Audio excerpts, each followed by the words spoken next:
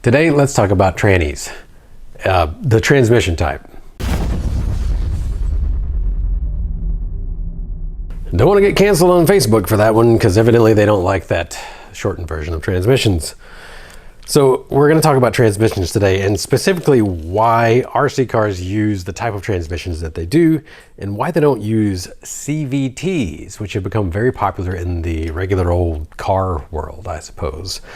So in an RC car, an RC crawler in particular, we've got a transmission here and a divorced setup. This one's a forward motor mount, so we have a first stage of reduction right here, then it goes down to the multiple stage reduction of this portion of the transmission, which can also be called a transfer case.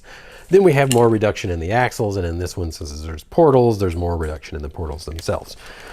So why do we need a transmission in the first place? It is to reduce the rotational speed of our motors. Our motors are going to be spinning somewhere in between about 20,000 to 50,000 RPM for a rock crawler. And we don't need that much at the wheel. We need a lot less at the wheel, about between 50 and 75 times less is what we typically will shoot for. So our ratio of reduction is going to be somewhere between 50 to 1 and 75 to 1. The majority of radio control rock crawlers and regular old RC cars have what we would call a single speed transmission. That means you have one ratio and you get what you get. Two speed has been popular in some rigs, but the advent of really good brushless systems, you really don't need it for a lot of things, but it can be handy for sure.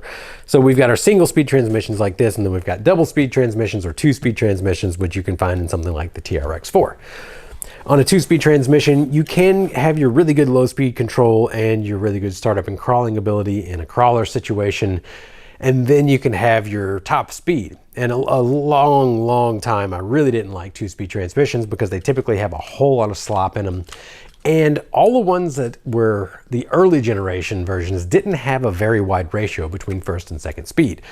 So if you wanted what second gear would give you, you could literally just gear up a little bit or add some more voltage, or you could do a lot of things to where the two-speed transmission really didn't give you much of an advantage at all, honestly. And then you still had all the backlash of it and the more parts to break, and it's heavier and it's got a higher center of gravity. There's a lot of downsides to a two-speed transmission, in particular the ability to break parts, because you've got either a dog clutch that's going back and forth, or there's a few ways to shift, but typically it's really easy to destroy a two-speed transmission as compared to a single speed because there's just less involved. So CVTs, what are CVTs? CVT stands for a constantly variable transmission, and this could be essentially the same as a first and second gear, but instead of slamming from first gear to second gear, you have something that is a wider range in between them. So you get everything in between, but so there's some issues with it. First off, let's just talk about CVTs in general. The main issue is that they're not very efficient as compared to a normal toothed gear style transmission or even the chain drive system. The CVT itself, you've got a belt in the system somewhere. You have to have a belt for a CVT. And we have seen this in full size, like my old Subaru Outback. It has a CVT. There's so many vehicles now that have CVTs in them. Pretty much all of your 50cc scooters, even your 125, 150cc scooters, even the 250s now, they all have CVTs in them. And the reason why you might want it in something like that is because it's a gas engine primarily. And your gas engine produces terrible torque down low, like below 1,000 RPM, you get nothing because the engine literally won't run.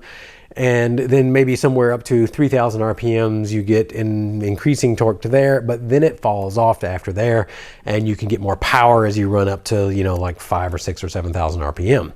So the point of a CVT, especially on a gasoline engine, is that you want your engine to be able to go to maximum RPM or maximum torque or power, depending on what your goals are. And then you want it to just sit there the entire time. So you're just sitting at, let's say, 3,000 RPM as your prime torque RPM, and you just pull and pull and pull torque at 3,000 RPM on the motor, but your CVT is constantly climbing in, or I guess decreasing in ratio would be the way to put it. It is helping you increase in speed on your vehicle. So that's what the CVT does, is it lets your gasoline engine sit at a a perfect RPM for whatever your goals are, and then your vehicle speed increases in between what is essentially a first and a second gear in a smooth fashion. Now, this can decrease your shifting times. This allows you to operate in a much more efficient RPM or higher power mode or whatever, depending on what your goals are, how much you're depressing your throttle or whatever. You can actually end up having better efficiency and better acceleration when you use a CVT with a gasoline engine, because in particular, you can set in an RPM range that is very efficient for the motor. And then you use the CVT to get up there, and you're not having this constant shifting, and you get out of the efficient range and then you're back into it. Oh, but you got to shift again, and you get out of it and you get back into it. You don't have any of that with a CVT and a gasoline engine. So why don't we use it in a crawler? It really boils down to the complexity. It's really hard to shrink it down, but when you're using an electric motor, you get maximum torque from 0 RPM, and you get maximum efficiency when you are hardly loaded at all. So we could technically use it to stay in the maximum efficiency range on there, but the efficiency loss that we get from using a belt on there is usually a lot worse. Not only the belt, but the weight penalty of building this system around it is usually a lot worse than what you would get from simply sizing your motor properly and having an efficient drivetrain. A belt system, maybe we can get 85% out of it, maybe. A lot of times it's somewhere between 80 and like 75% efficient out the back end of it. On a gasoline motor, it's really not that big of a deal. We're already working with something that's incredibly inefficient to begin with. And if you have a small enough motor, enough to get you up to highway speeds or whatever, you really don't notice that hit versus a normal transmission. Automatic transmissions are also very lossy too. So we're going from something that's very lossy to something else that's very lossy. Not a big change. On an electric vehicle, on the other hand, you can be dealing with a drivetrain that is nearly 95% efficient, if not 97% efficient, and a lot of nicely designed ones. And you drop down to like 85% efficient, you have 3 times the transmission losses. You notice that. And to get over those transmission losses, you need a bigger motor. You notice that. Your efficiency is going to go down under under low load, and then you're better on under high load, but a lot of times through the magic of electronics, you can actually get what you need out of it for not only the cost, but the weight penalty of making this CVT transmission or even a 2-speed transmission. If you only put that into a larger motor and motor speed controller, you get all of those benefits that you had previously, but with less breakage, with less efficiency hit in particular, and also with just a smaller size, where in a CVT, you have to have a thing that is so large so that you can have enough weight to spin out the CVT clutch.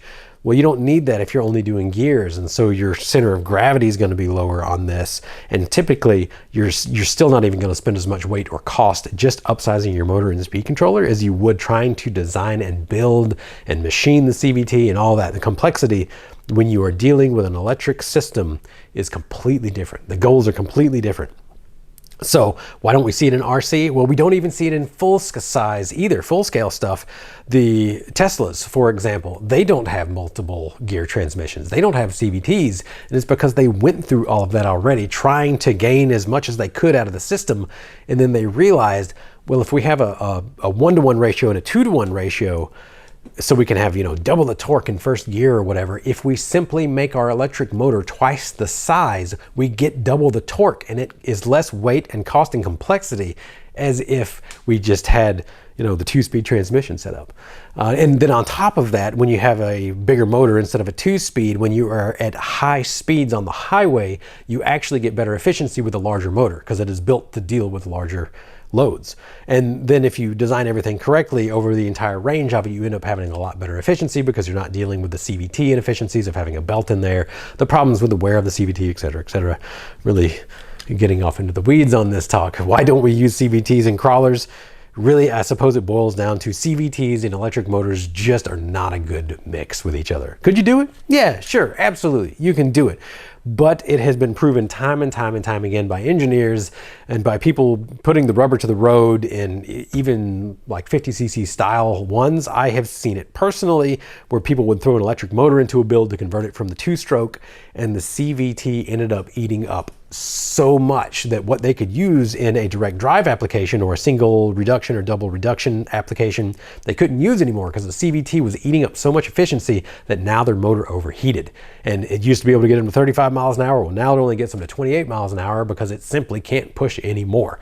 And the CVT was eating it up. So that's really the basis of it. In an electric system, the 2-speed or CVT is just not as advantageous as it would be if we were using gas. So that's the very long answer to a very short question. Why don't we use CVTs in our RC cars? It's not a good idea. Now, if you got a gas, if you're running gas, yeah, it could be pretty cool. It could be fun. You could get your maximum torque and your power out of it if you tuned it right, which takes a really long time to tune your weights and your springs and everything on the clutch. Is not an easy thing to do unless somebody's already done the work for you. So there you go. It's a bad idea, but maybe you've played around with it. Maybe you love 2 speeds, and you let me know in the comments if that's the case, and maybe you don't have the same experience as I do in this. But to make the long story short, it just doesn't work out to actually gain performance, especially in an electric application where you can just make a bigger motor. That ends up solving everything. So now you know at least what was in my head. If you've got any comments about it though, leave them down below and let's argue about it. Let's do it. Thanks for tuning in. Have a great day.